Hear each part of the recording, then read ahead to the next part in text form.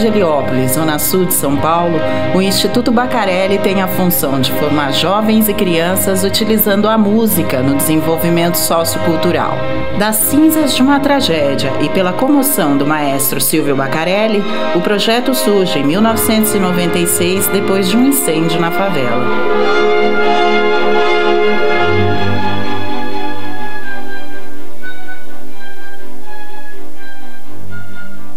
Um trabalho no início muito difícil, porque as pessoas aqui não tinham referência do que era música de concerto, do que era tocar um instrumento, né? Não foram crianças selecionadas por aptidão, mas sim pela coordenação pedagógica da escola, 2 alunos de cada série.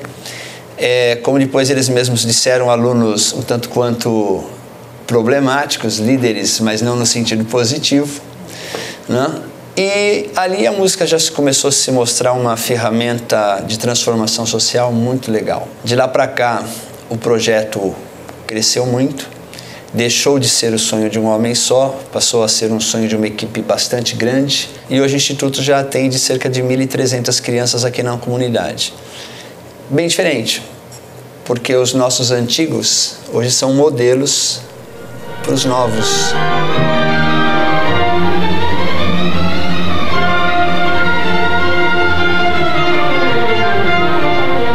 É fantástico, por exemplo, você descer nas aulas de musicalização infantil, que hoje é o nosso bibelôzinho, e ver crianças de 4, 5 anos de idade, 20 crianças, em perfeita harmonia. Não é disciplina, é harmonia.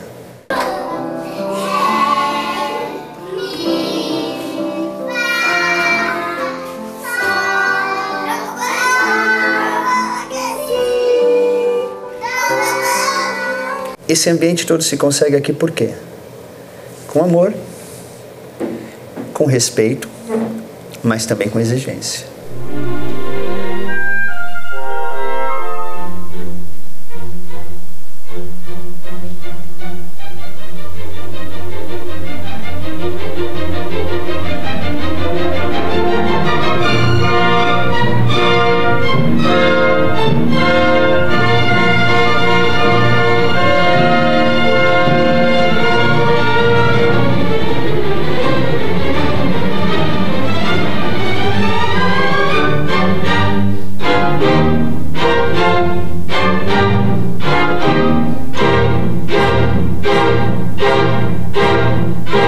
Eu tenho instrumentos de tamanhos diferentes. No caso, por exemplo, o violino normal, o violino que a gente chama inteiro, ele é usado também por um adulto. É o último tamanho de violino que tem, que vale esse tamanho aqui. Agora, como eu falei que nós temos crianças pequenas, eu tenho também instrumentos proporcionais a essas crianças. Por exemplo, esse daqui, né? Que é um instrumento bem pequeno, usado normalmente por uma criança de 5 anos, né? Mais ou menos por aí. Ele parece até um instrumento de brinquedo mesmo, né? De tão pequeno que é.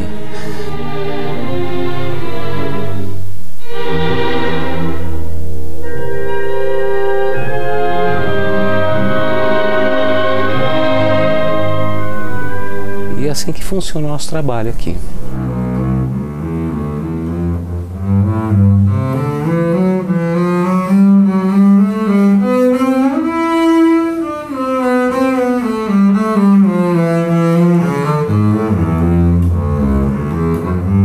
Quando eu entrei, eu iria completar 12 anos de idade.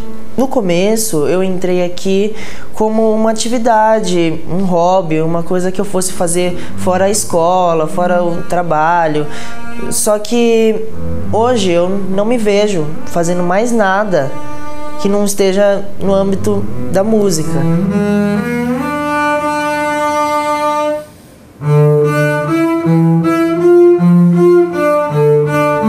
Ela mexe muito com o seu lado visual, seu lado aditivo, sensitivo, e depois disso que você passa pelo conhecimento das partes, você ainda tem que levar isso para o instrumento. Então é uma coisa de coordenação motora junto com o seu cérebro trabalhando a 1000 por hora.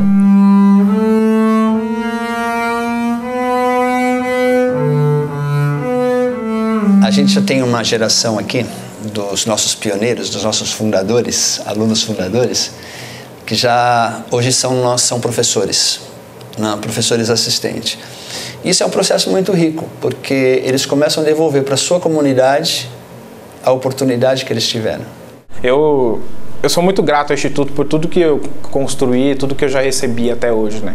E eu não vejo forma assim, diferente de retribuir a não ser essa, né? De continuar o trabalho. Se a gente consegue treinar alunos nossos, moradores da comunidade, dentro dessa questão da docência, eles têm essa alma. Quando o garoto chega para ele e fala, não, professor, por que não sei o que? Ele fala, não, eu já vivi isso. Vamos contar outra história, né? Vamos mudar.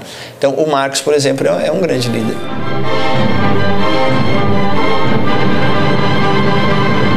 O Marcos vinha do caminho da casa dele para cá, passando pelo meio da comunidade, pegando seus alunos, botando embaixo do braço e trazendo para dar aula. O que eu aprendi, o que eu tenho de disciplina e de humildade, eu tento passar para eles. Trabalhar com as crianças, com as novas gerações, sempre vou estar com esse trabalho, com esse lado. Então, é uma garotada que a gente investe muito, a gente tenta, assim, a gente se esforça muito para capacitá-los na docência, porque eles têm o essencial desse projeto, que é a alma.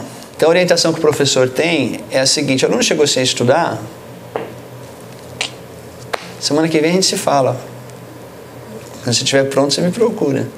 Depois que eu comecei a estudar música, depois que eu entrei no mundo da arte, de certa forma eu fiquei mais concentrado, né? A disciplina que a gente tem aqui é muito grande e ajudou bastante. A comunidade oferece uma série de problemas, né?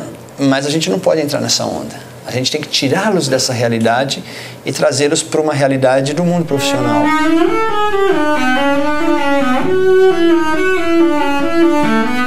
Aqui em Heliópolis eu ouço de tudo, né? Desde do funk, do pagode, do sertanejo. Fora daqui eu também ouço outras coisas. A música é a minha profissão, é o que eu gosto de fazer, que eu vou fazer o resto da vida. Porque desde o final do romantismo criou-se uma história aqui no Brasil, que se perpetua até hoje, de que para você aprender a tocar bem o instrumento você tem que estudar fora do país. Isso é completamente errado. Então, você estudou numa escola na Alemanha, numa cidade na Alemanha, que talvez nem conservatório de música tenha. Ninguém nem quer saber quem é o professor. Ah, mas você estudou na Alemanha. E você estudou aonde? Ah, estudei no Instituto Bacarelli, lá na comunidade de Heliópolis. Você vai ter que ser 3 vezes melhor que o cara que estudou na Alemanha. Nós fizemos alguns concertos na Espanha e 2 concertos em Portugal. Então, na minha primeira viagem internacional, eu já fui para a Espanha e para Portugal. E foi uma experiência assim, maravilhosa, porque se não fosse a música, sem dúvida, eu não teria oportunidade de ir para um outro país. Talvez até teria, mas seria menos provável.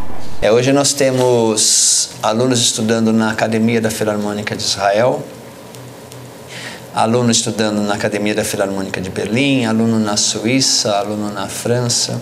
Nós fazemos alguns concertos com artistas do meio popular, né? Já tocamos com o Luiz Melodia, com o Lenine, com a Paula Lima, né? Então são artistas muito importantes da MPB. Então foi uma troca e uma experiência diferente. Quando eu entrei ainda era uma ação pessoal de um homem só. Aí nós buscamos profissionalizar, inscrever em Lei Rouanet, buscar uma pessoa jurídica que suportasse todo esse trabalho. De 2005 para cá, a gente passou a ter uma visibilidade na mídia, porque precisou vir um grande nome de fora, o Mestre Zubin Mehta, nos visitar e dizer ao mundo que o que a gente fazia aqui era bacana. Eu te confesso que do momento que ele entrou e que ele foi embora, não mudou nada. Mas a partir daquele momento a gente passou a ser legal. Nós somos uma associação sem fins lucrativos e que não tem respaldo direto do governo. Nós não recebemos verba direta do governo. Então a gente tem que fazer o orçamento, a gente tem que ir à luta.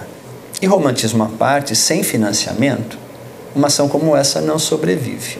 Eu acredito que se nós queremos um mundo melhor, não adianta esperar de nenhum governante, de nenhuma pessoa do mundo, uma canetada que resolva todos os problemas. Mas quem sabe se milhões de pequenas ações como essa não vão ser capazes de transformar o mundo numa sociedade mais feliz e mais gostosa para os nossos filhos, que sei lá, nossos netos, bisnetos lá na frente viverem. Minha mãe e meu pai, eles apoiaram bastante eu vir para o Instituto, né? mesmo por questão de conhecer uma coisa nova, né? De ter contato com a música, é uma coisa que eles sempre quiseram ter, mas eles nunca tiveram. Então, eu acho que eles se colocaram no meu lugar e falaram, não, se nós não tivemos oportunidade, você vai ter. Os meus pais, eles são bem presentes, assim, né, na minha vida. Então, quando eu iniciei os meus estudos de violoncelo, na época, algumas crianças saíram do instituto porque precisavam trabalhar, os pais precisavam dessa ajuda em casa, né? E graças a Deus, meus pais nunca pediram para eu parar os meus estudos, para eu sair do instituto para trabalhar e ajudar na renda em casa, né? Então, nisso eu sou muito grato a eles. Eles sempre que podem estão vindo me prestigiar nos concertos ou tentam me aliviar um pouco de algumas tarefas para que eu consiga estudar, praticar o instrumento. E eles sempre vão aos concertos, sempre que dá, que eles podem, né? Eles estão presentes nos concertos. E eu sou o único músico da família, né? Meu irmão chegou a estudar violino uma época, violino e trompete, né? Mas ele não quis seguir a carreira. É tanta coisa que se você não tiver o mínimo do apoio dos seus familiares, seus amigos, para que eles entendam, né? Posso te ajudar também, você não consegue. Então quando a gente sobe no palco, a gente tenta passar uma coisa diferente, assim, tenta dar o seu melhor, não somente musicalmente falando, né? Mas mostrar o artista que você é, tentar contagiar a plateia, né? Você tá no palco, você tem que tocar, você tem que fazer uma performance mesmo, não só tocar por tocar. Então quando você recebe os aplausos da plateia, é uma sensação de prazer, de satisfação que não tem preço. Porque às vezes você acaba entrando na emoção, entrando no que a música quer dizer, quer passar, e você termina e você tá chorando também, você fica emocionado. Então o aplauso, ele é o grande combustível. E como eu converso com os meninos aqui, né? A gente tem uma profissão linda e privilegiada. Porque quantas pessoas trabalham o dia inteiro, ralam pra caramba e não ganham um bom dia? Quanto mais um muito obrigado. A gente rala muito, a gente estuda muito, mas a gente vai pro palco e de repente 1.500 pessoas se levantam e reconhecem o nosso esforço. Então esse é o grande combustível que a gente tem para continuar estudando o quanto a gente estuda.